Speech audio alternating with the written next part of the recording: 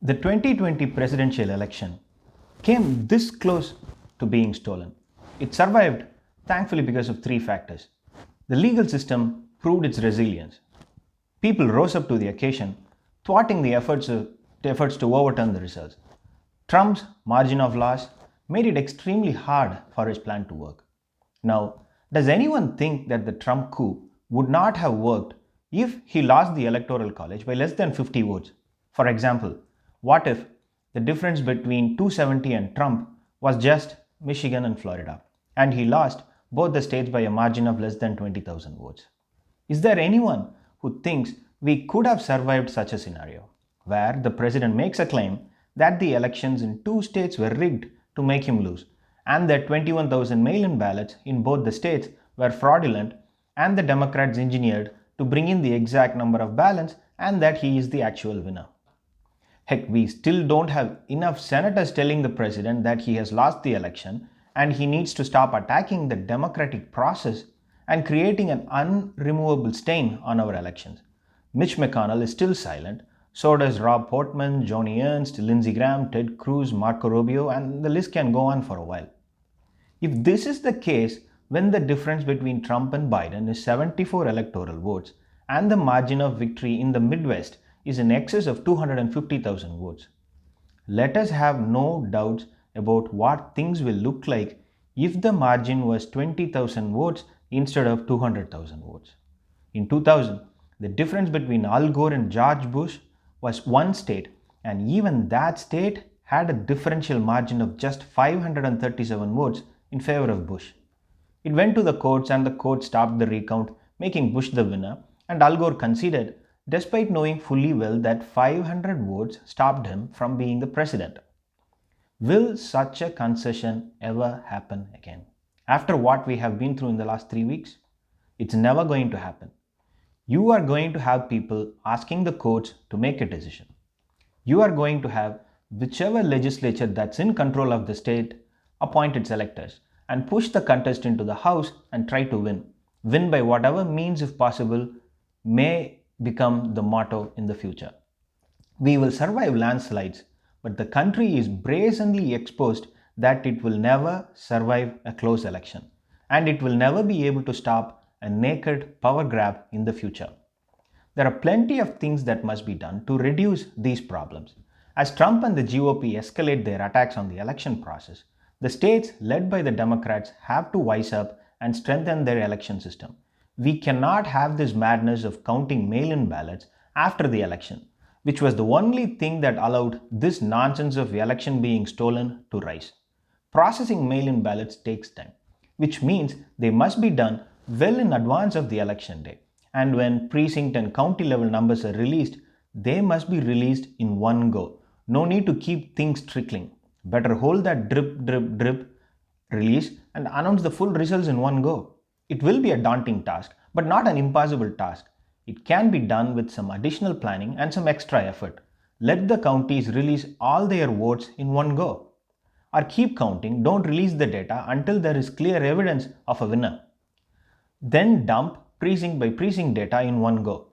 Don't tell me it's not possible, because it is possible and it can be done. We have the technology, we have the money, we have the resources.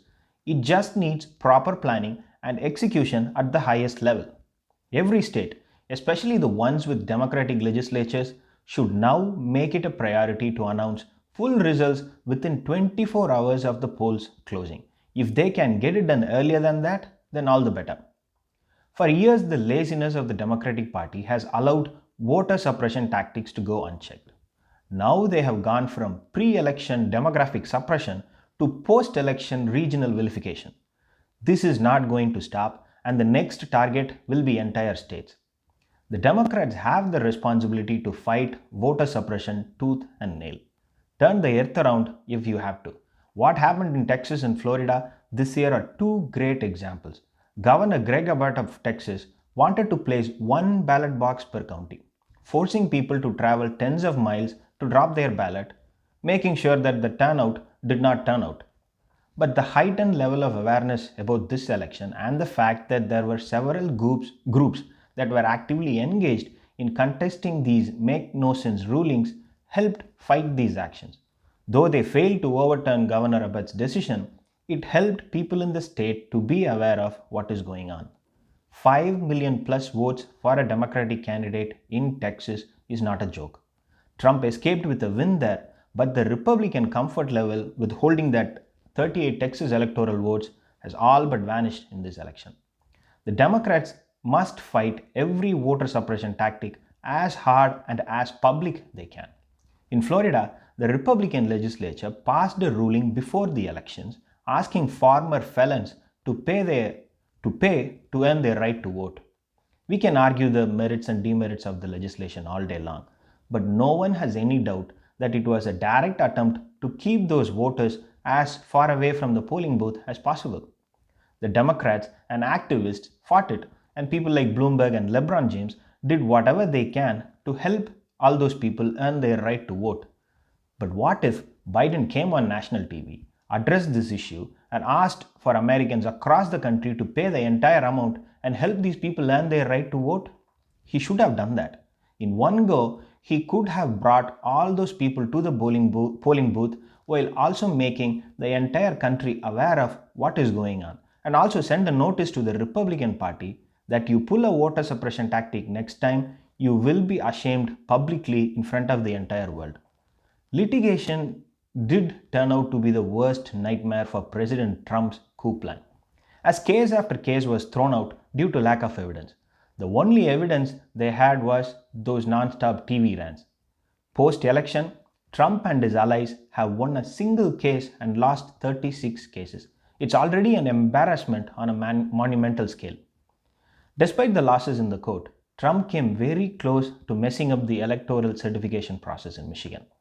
If not for the 40-year-old GOP lawyer Aaron Van Langeveld, who decided to stand up, we would be discussing what Michigan legislature will do or won't do, or if the courts will certify or won't certify.